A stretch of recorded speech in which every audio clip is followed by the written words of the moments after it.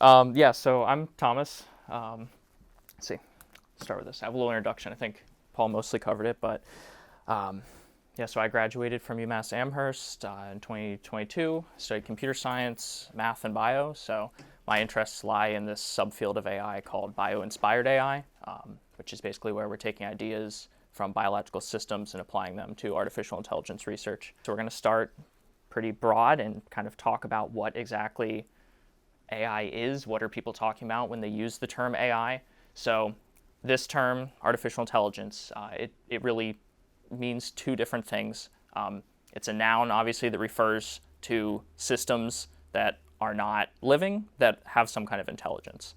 And the definition of intelligence varies very widely depending on what source you go to.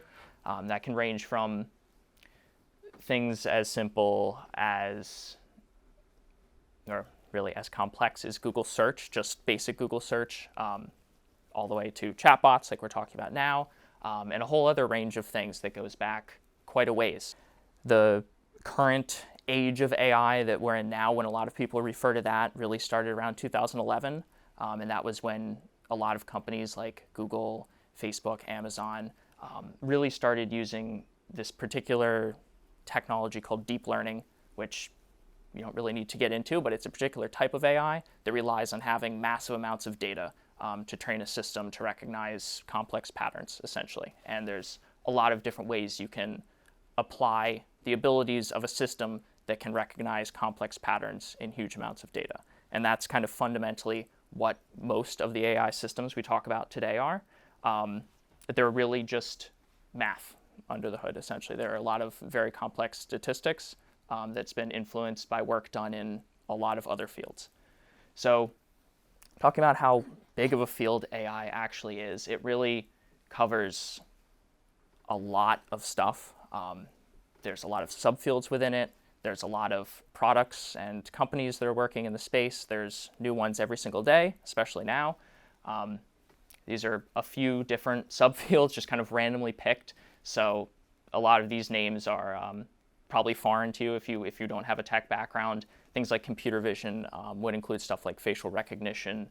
Natural language processing is sort of the field of study that contains things like ChatGPT and chatbots, deep learning, robotics, so applying intelligence to physical systems. It's huge, basically. So deep learning came around 2011, 2012 to real prominence. And the reason that that happened now was because of this massive amount of data that we have. And that has fueled continuous growth in the field since then, all the way through now. In the past 2 or 3 years, this has already come up in discussion a lot, but really we're kind of in an entirely new age, with ChatGPT being the product that I think a lot of people in the public recognize as the key piece of that, the thing that you probably heard of first when you've heard of this new wave. And all that's driven by this thing called a transformer.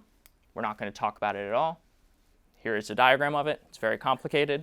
It's basically an architecture that does a bunch of pretty obscure math in a very particular pattern, and it can learn to understand human language very well. And so that's essentially what ChatGPT is. GPT stands for Generative Pre-trained Transformers. So it's all this one type of AI. The image generation ones are a completely different type usually. They use very different architectures. They're trained in different ways. But the important thing to realize is that there's constantly, and even at one time, a huge array of entirely different approaches to AI that are used at once that result in different products and different things. So when you use the blanket term AI, you're really talking about a massive number of different things that all have some level of intelligence. This is a good way to think about, again, a certain class of AI, but in very broad concepts, you can kind of apply this way of thinking about them to many different types of these systems. They work as networks. And network has a particular meaning in computer science, but even without knowing that, you can think of a network of things. They're connected in some way. That's pretty much all you have to know. And these networks pass data through them. And so the training process of most AI systems works by taking data. So this could be a task that you want the system to learn. So your data might be, we'll use facial recognition as an example. So say you want to train a system to be able to recognize 5 different people. You might build a set of data that has a picture of each of those people's faces, and then what we call a label, really a name for them, so who that person is. And then you feed that data, usually one by one, through this network, and it goes layer by layer through it, and it gets to the end. And what it's doing is just weird math, like all the other AI systems at each layer. And then at the end, it takes all those numbers that it's computed, and it spits out a guess at what the answer is. And then it checks, did it get it right? Did it get it wrong? If it got it right, then that's good. It knows that the math it did was close to what it wants to be doing. If it got it wrong, then it says, okay, let me make some adjustments. And then basically in reverse order, it goes back through and it changes all the math just a tiny bit. And so that's how training works for most AI systems very broadly. And what you end up with is something like this, which is way simpler than it looks, I promise. Picture each of these as just a number, and then you see all these dots. It's basically just infinite of these numbers. None of them are actually infinite in practice, but incomprehensible. We call them matrices. It's arrays of numbers, basically, just huge amounts, amount that you couldn't really conceive in complex systems. And so all that math does is it results in the AI system building this huge set of numbers that somehow, we don't care how, but somehow let it do math to accomplish the task that you're asking it to do. And so everything it knows is based on what it's trained with, which is important, and that's something that we're going to come back to again. People not argue, but tend to discuss whether or not these systems actually know any of the things that they know, whether they're able to think about the things that they're telling you, whether they're actually intelligent. That's something that's been talked about a lot with ChatGPT. People say that talking to it feels like talking to a human in a lot of ways, and so there's a lot of questions about how much, like, does it actually know what it's saying? Is it just guessing at stuff? And the answer with most of the tools today is that it's really guessing at things. It doesn't necessarily know what it's talking about, and that's not a bad thing in terms of a tool. You don't necessarily need a tool that is able to think deeply about what it's telling you. You just want it to be able to do whatever you're asking it to, which they can. So we're going to talk about AI in education, which is great because it's already come up. So we're going to cover some common ones, some particular applications that are already in use today, and some of the tools that you can actually go to, most of them for free, and use now. The first one is generative practice content. So these AI tools, most of what we're talking about here is going to be talking about chatbots, because they're the most relevant thing today and the most powerful for most education topics. They're able to generate things like text. So you ask a question, it generates text back to you. That's great. What's really interesting is that they can go way beyond that because they have a command of the English language and also, just going to use ChatGPT as an example, knowledge of everything on the internet up until a certain year, essentially. So we're talking about that huge amount of data that gets fed into them. ChatGPT, their data set is the internet, essentially, up until a cutoff. So they just take everything, they have some criteria for what's considered good internet content to some degree where they filter things, and then they feed all of that into it and train off of that. So what that results in is ChatGPT actually knowing, understanding a decent amount of math, science topics, English, so you can get it to generate practice sets, essentially. I have a little example. I'm just going to jump over into a ChatGPT window. And this is something I was mentioning. I have a sister currently at the high school in New Milford, so she's in Algebra 2. Let's try completing the square is something that she's been learning in algebra recently. So I'll say, can you generate a practice problem for completing the square in Algebra 2?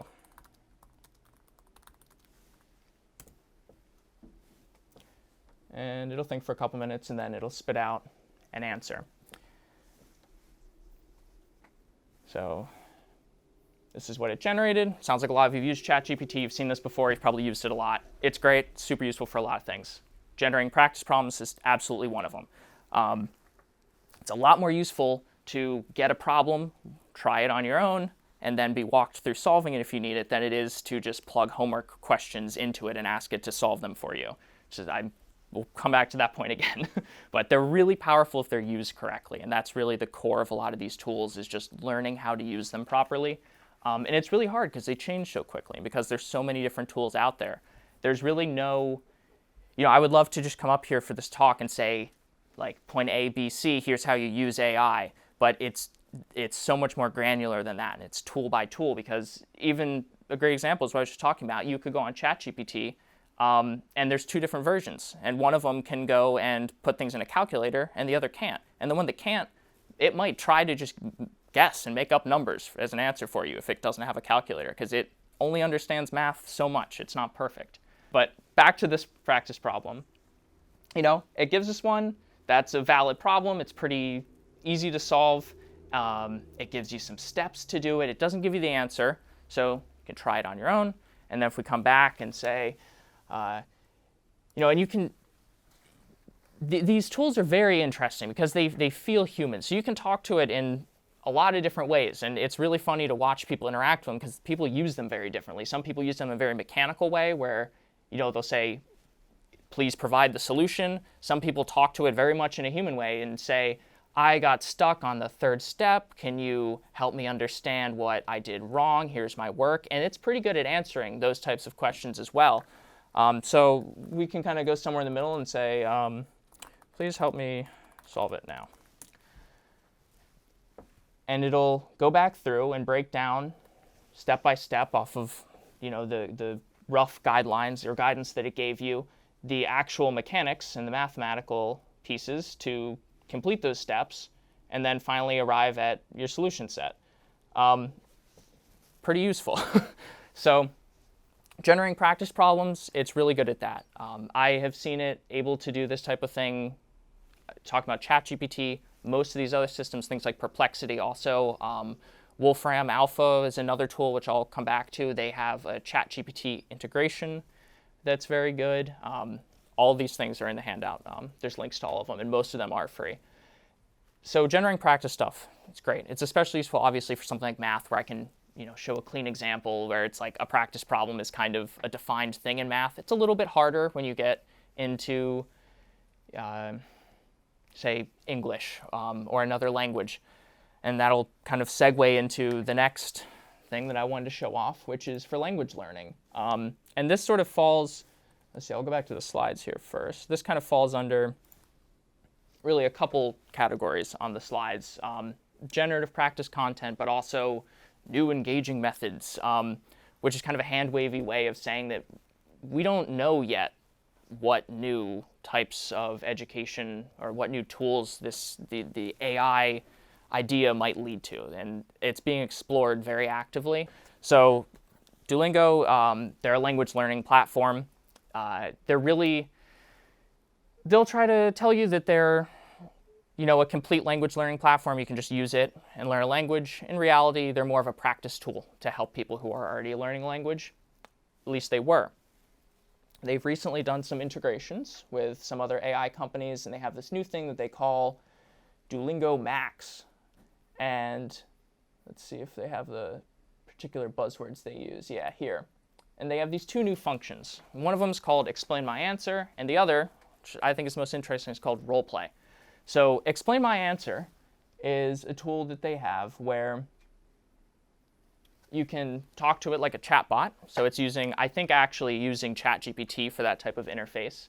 And their pitch is basically, if you keep messing something up over and over again and you don't understand why, you can just ask it why, and it'll explain the context of what you're doing wrong, how to fix it, how to improve your language usage. And if its initial answer isn't deep enough for you or doesn't necessarily hit on the point you're looking for, that's kind of the power of AI, because you can say, I don't understand this specific thing you said, and drill deeper with it, which is super useful. What Duolingo's doing that's really interesting is they integrated ChatGPT with their language layer, and basically have set up this interface where you can just have completely open-ended conversational practice in any language with a chatbot, which is really cool. And it's not that big of a lift beyond just having the chatbot, because if you think about it, like in English, that's what you're doing. If you open up ChatGPT and you just have a conversation with it. So the next one, kind of similar in a lot of ways in that conversational aspect, is that the chatbots now, not even talking about the future, have really blown the door open for tutoring. They're able to tutor you in a lot of these subjects, essentially. Even just the way that we are interacting with ChatGPT, where we get a problem, say instead of having it generate one, say I have a problem set and that my teacher gave me, and I'm really struggling with how to solve one part of it, you can just ask ChatGPT to help you, and it will do pretty well. This is Perplexity. This is a tool that I know Fred really likes. It's another company that has a chatbot similar to ChatGPT. Perplexity is a bit better than ChatGPT in a lot of ways for learning things. That's kind of their focus. So here's kind of what I was going to use for an example, is that they'll just throw stuff. It's all about learning. So they'll have like examples of current events and things, and they'll just suggest things to you. You can ask it specific questions, like Fred was talking about. What was this, like suet you were talking about earlier? And it gave you a good answer about that. It's really incredible. NSA buys browsing data. I don't know why it's suggesting this, but let's look. Okay, the NSA has been revealed that they're buying internet data. For more information, here's a bunch of articles, and all that was just generated. So say you saw something in the news and you were like, what, maybe you heard it as you were, leaving the house, and you're like, that sounded really crazy, but I don't know anything about it. I really wish I could find that article. You don't even necessarily have to find the article. Tools like this can find it for you, and they can even go beyond that. With this one, it'll find 5 or 6 articles about that particular thing, and it'll just summarize all of them. And that's really useful, because often what it'll do is it'll pull from articles that maybe have different biases and then summarize across them, so you can kind of get a collective view of numerous different takes on an issue. And that's kind of a current events example, but you can also just ask it encyclopedia type questions, things you might spend a while reading a whole Wikipedia page article on or something, and it will give you summaries, citations, pitfalls. We're going to talk about some now. We'll talk about some more in a couple later sections if we get to them. In education, there's a ton. There's a ton in really any application of AI. I'll try to move a little bit more quickly going through them, and I'm not going to have examples for most of these, so that should be doable.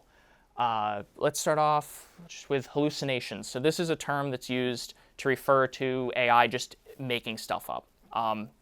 They give it a name because it happens so often, but essentially the reason that this is a major issue is because you train the AI on a ton of data, and then all it's doing, again talking about chatbots specifically, is predicting the next word after whatever it's already spit out. Like mechanically, that's how it works. It predicts a word, and then predicts another word, and it predicts another word. It doesn't necessarily, it doesn't go and like open a book and read and figure out, oh, okay, well that happened this year, and then like infer something and then give you a cohesive answer. It's just predicting stuff, which is really cool that we're able to make a system that can do that and give us answers that make sense and actually seem intelligent. But the result of that is that sometimes it'll think something just sounds good, basically, or sounds correct. So you could ask it some fact about a historical event, and it will just lie to you, like just outright make something up. That issue's been a massive point of research and development work amongst the companies that are making these chatbots, because it looks really bad for them, obviously, if something just spits out a bunch of false stuff when you ask a question. So it's improved a lot, but it varies the level of like how regularly it occurs across systems. Coming back to something you can control, AI in education, cheating is one of the big pitfalls with it. It's super easy. It's really, really, really easy to just take, some of them can read from images. You can just take a picture of a problem set, hand it to it, say, please solve all these, copy it down. You don't even have to go find a friend to copy off of. You can just copy off your computer. It's really useful when you're in a pinch, right? Like kids, it's super easy because it's really, really, really simple to just do it. Like it's not, you're taking the human aspect out of it. It's like what Fred was talking about. It's easier to ask the chatbot for something you don't know. It's also easier to ask the chatbot to let you copy its answers because it doesn't think about it. It just says, sure, here they are. In education, though, that it's tricky to figure out how we get from where we're at now to that point where these things are being used as helpful tools that are making you faster and better at doing whatever you're doing, and not just trying to do it for you the best that they can, because those are two very distinct things. And that's kind of one of the central messages that I'm trying to convey today, is that things are moving too fast. There is no clear-cut answer. What you have to do is integrate this stuff. Like, you have to use it. You have to accept that it's out there.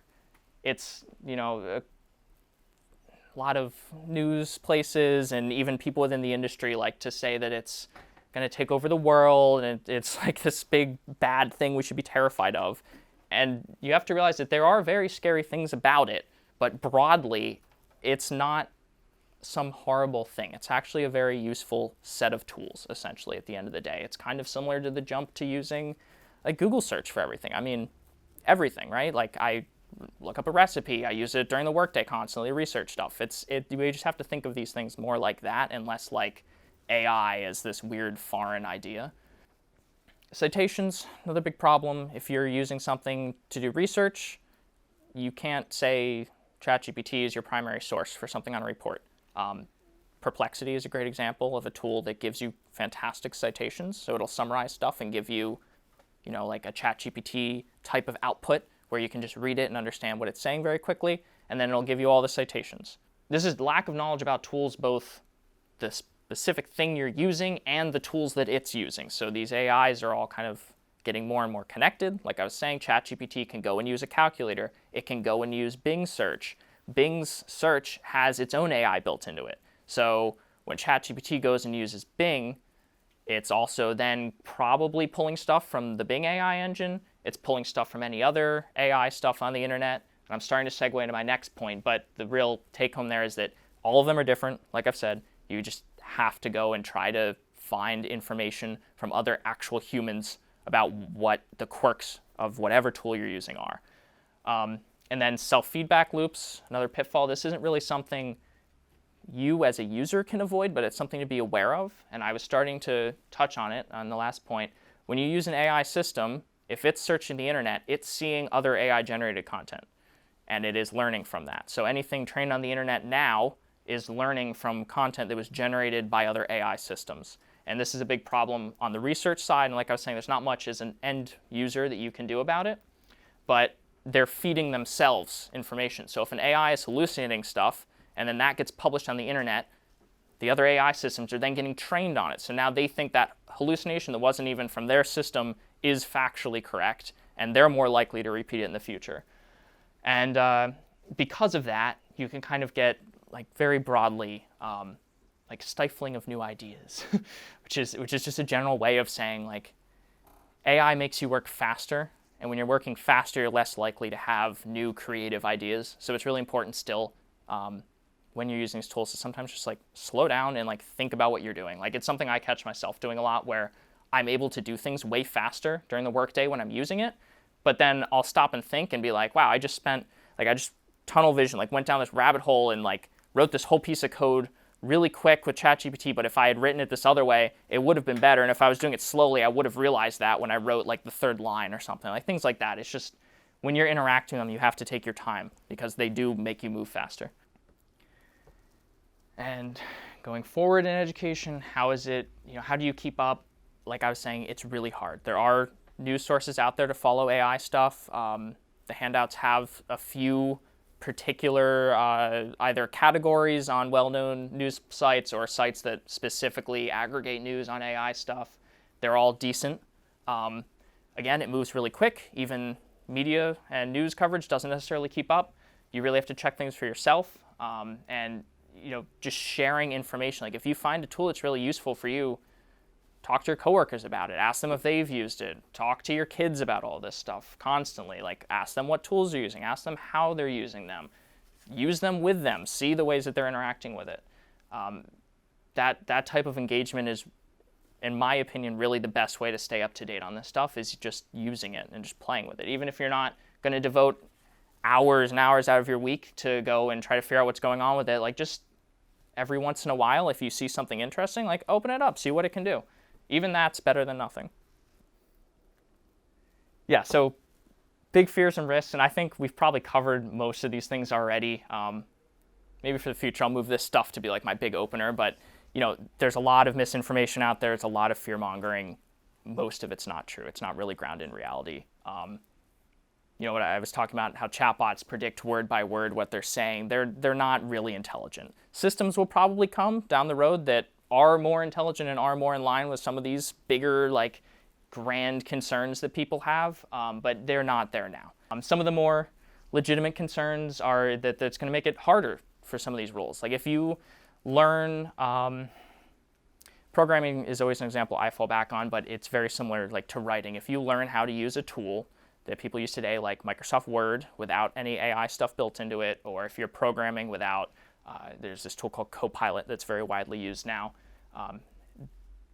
Using the AI stuff makes you a lot faster. So if you have learned to do whatever your trade or skill is in your profession using these tools, you're going to be performing much better than people who aren't using them. And so I'm just trying to hammer home the idea that, like, people need to embrace it, and it's good for kids to embrace it. They just need to be taught good digital literacy and you know, online safety. And you need to just talk to them about how they're using it, what they're using, etc.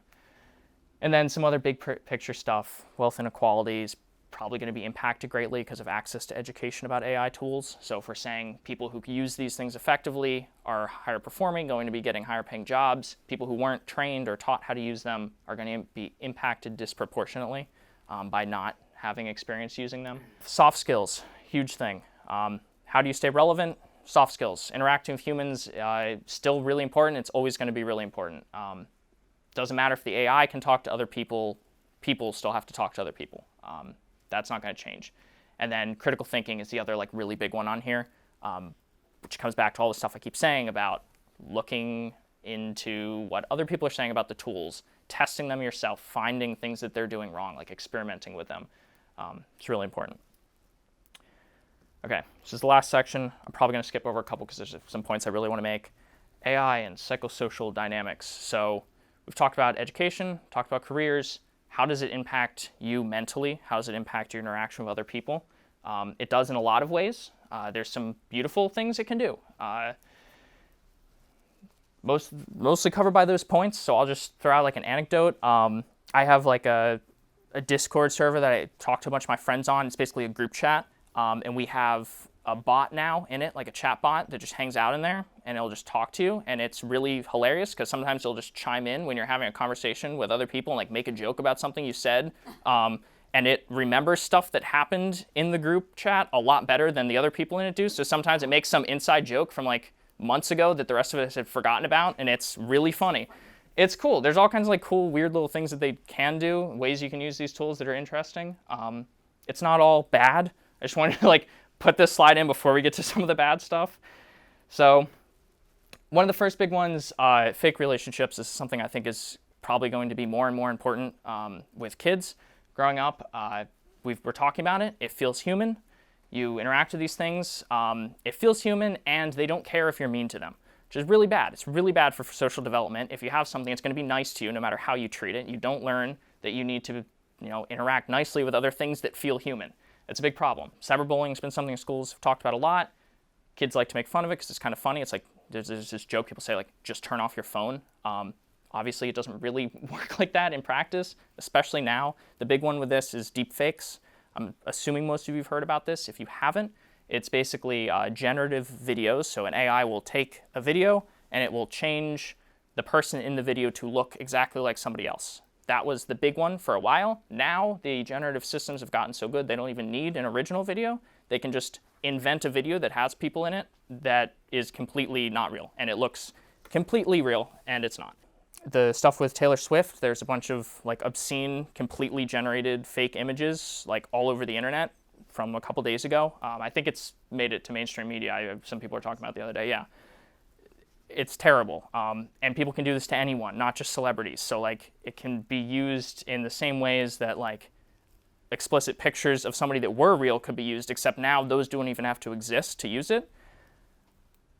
I wish I had, like, something nice to say about this or some solution to it, and there really isn't one at all. Teach your kids to be good people. That's pretty much the only solution, except the problem is the other people's kids who haven't taught them that, and there's no answer to it, honestly, right now. I hope that there will be. There's a lot of talk of like regulation, putting laws in place for people who do this kind of stuff. There's already laws for more traditional things like this, like blackmail. It's definitely going to be applied to these types of things in the future because it's a massive issue. Right now, it's especially scary because the legal system hasn't caught up to it at all.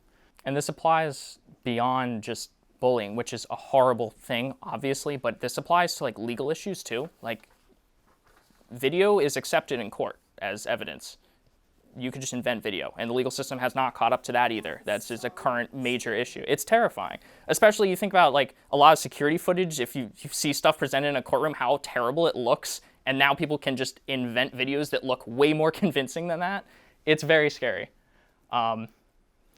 Just keep rolling with the terrifying, horrible things. Scams, tricks, foul play, it's all infinitely worse than it was.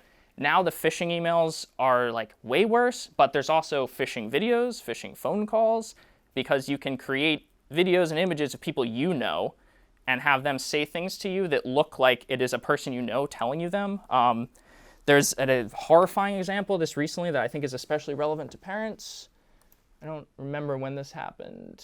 April of last year. Basically, this scamming ring cloned this parent's, like her daughter's voice, and fake called the mom using the daughter's voice and basically told her that she needs to like authorize a hospital bill because she's in the ER, like immediately. And so the mom went and tried to call her kid. Her kid had her phone off or something, couldn't get a hold of her. Horrible situation. Like it's your child's voice in real time. Like they are typing text and it is turning it into your kid's voice on the phone with you. And they can do it now with the generative video stuff, like on a FaceTime call. So it could look like your kid is sitting in a hospital room on FaceTime with you, telling you, yeah, it's really scary. Data privacy, I've touched on this already. This one luckily does have a bit of a solution. Don't tell chatbots things that you wouldn't tell like a support agent at a company. Roughly is like a good way to think about it. Like if you were on a chat with somebody at the company helping you, or if you were talking to like a research assistant, that's like a decent gauge. A lot of these places do pitch themselves as being something even, trying to build like an even deeper connection with you. This is something I was going to pull up when I was talking about like parasocial relationships and isolation, but I think it's also relevant here. There's a company called Replica, and there's a ton of these companies now. This one is advertising directly to teens, though. They're targeting them through Twitter ads and TikTok ads. Essentially, they're marketing themselves as an AI companion, and it has like a generated 3D model. Almost all of them are female, as you would probably expect. And basically, the pitch is that you can have this chatbot that has like an embodied figure, and it talks and it turns it into like a voice, and you can talk to it and it'll understand and communicate with you. I was trying to find, yeah, so you can see, like, you can get an idea of how they're pitching this as like, replacing actual relationships in your life. And what's scary is that all the tech to build something like this actually exists now. Like before, something like this people would be like, oh, well, it's just like scammy and it's like, just junk. Now, like, this is a real thing. Like, it actually does do the stuff they're saying it does, which is horrifying. Yeah, I think like you guys will see why that's, or be able to infer like why that's so concerning and scary, because then you're, building this relationship with this AI thing. It's isolating you. It's not real. It's saying stuff based off of what the company taught it to say or told it to say. And you're then telling it all kinds of personal details about yourself that this company now owns that data because you've given it to them. It had a diary spot, so that you keep a diary Yeah. and have all of Yeah, so it can know more about you. And they're talking about doing social media integrations where it can go and like look at your social media posts in real time and keep up with you and stuff, like as if it was a real person. So if you go into their information, right, like you'll notice on this page, they don't have anything about their pricing structure anywhere. And if you go in and like dig around, you can find that it's free to use, but you can upgrade to Pro. And this is especially interesting as it explains exactly what they're doing. When you upgrade to Pro, only if you're paying, you can change your relationship status to romantic partner. So then it's pre-prompted to talk with you about a lot of things that an AI system shouldn't be talking with you about. Talking about privacy policy relevancy, they have theirs up here. It's shockingly not bad for like a legal document like this. Still completely indigestible to most people. So a good example of use for ChatGPT just selected the entire page that has a privacy statement on it. I'll go over to ChatGPT, summarize this statement. Let's see what it says about it. This is kind of on the fly. It might not give us a good example. Okay, that's pretty good. So they collect user data like your profile information. It tells you messages and content shared in the app, your interests and preferences. Like this basically gives you the info that you need without trying to figure out all the legal speak. Like you can do something like this, and this is a good use for these tools. It'll tell you, here's these things, and those should all set off like alarm bells in your mind. You should be like, okay, they don't need all that information from me. I'm not going to give them that information. Algorithmic recommendations are the only other thing I was going to talk about. So TikTok feeds, Twitter feed, like everything uses it. Google uses variations of recommendation systems, Facebook, all of them. It's how they feed you content. These have been around way longer than the chatbots have. Early 2000s, I think, were where like the big ones started to show up, and they've gotten more and more complex since then. There's a ton of different ways of doing it. They're very complicated systems. They fall under the umbrella of AI, and now with modern LLMs, like the stuff that powers the chatbots, they've gotten more and more scary. So the big one is that they are designed to make you addicted to it. That's the whole point of it. It's important you talk to your kids about it. I think most people already do. This has been a known issue for a while that these systems work like that, but that's the whole point. And they're really good at it. Like TikTok is way more screen time on there than I want. They're fantastically designed systems in a way that's really negative for the people using them. They also contribute to amplifying echo chambers. I actually wrote my honors thesis about this, and Paul's son just published a book called Filter World. Little plug there for it, talking about recommendation systems. But they're designed to give you what you want to hear. So people use Twitter for news and for talking about current events. It's going to feed you stuff that applies to your view. So if you go and tweet about your views on political things, it's only ever going to feed you stuff with some exception.